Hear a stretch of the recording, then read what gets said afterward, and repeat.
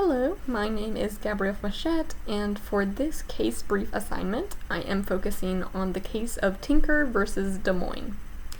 The background on this case focuses on 3 students who were suspended from school for wearing black armbands. These black armbands were part of a protest that took place around Christmas time, which was specifically calling for peace and an end to the Vietnam War in the 1960s. This protest was not intended to be disruptive, but simply to allow students in multiple schools around the district to show solidarity to the adults protesting the war and the people fighting in it by wearing black armbands throughout the day while at school. Yet, the principals of the schools in the Des Moines district learned about the protest and introduced a new policy the day before the protest was planned to start. This policy announced that students who wore the armbands would be sent home from school and not allowed back until they took them off.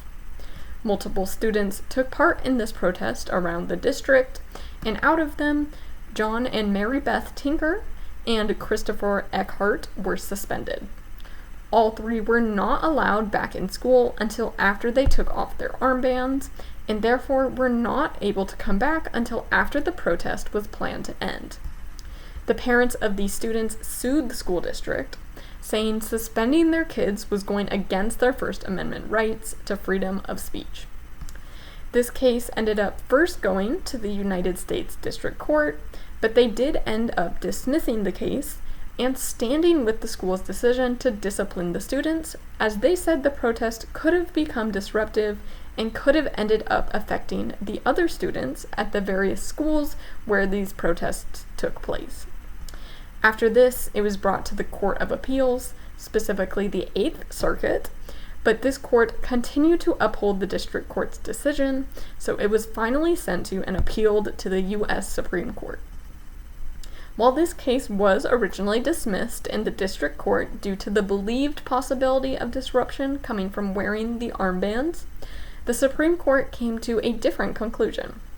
Wearing the armbands was a peaceful protest that did not seem as if it would have caused any evidential disruption to other students or really made any effect on how the work at school was completed. The idea that it would cause disruption simply came from the fear of the school officials, rather than actual evidence that this would end up upsetting the school day. There was also evidence shared that showed that past political imagery worn by students had not been banned from campus previously, meaning the armbands were targeted by the staff for this protest specifically. Additionally, it was seen from past cases from the Supreme Court that students are allowed to represent their views on school grounds, even if this means going against possible other opinions of both staff and other students. This was specifically seen with the case West Virginia versus Barnett, where it was ruled that students are not required to stand for the American flag or recite the Pledge of Allegiance if they do not want to, or if simply the views they hold are against that.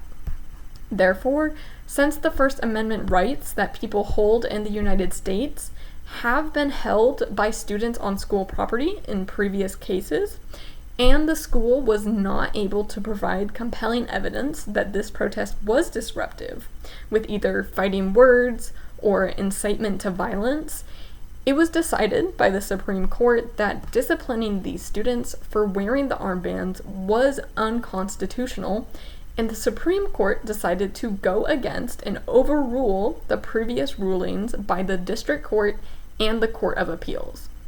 The Supreme Court emphasized that the First Amendment protects students' rights on school property as long as their actions do not incite violence or really disrupt school activities. This case is important to look back on as it affirmed the idea that had been previously used in other cases that students keep their First Amendment rights even when they are on school property and under the instruction of the teachers and principals. This was a landmark case for protecting students' right to free speech. I also found that this case also focuses on a topic we learned about in the lecture this week, specifically the idea that political statements are one of the most important cases of free speech to protect. This case and the ruling by the Supreme Court on this case really doubled down on that idea that we do need to keep protecting political statements with free speech.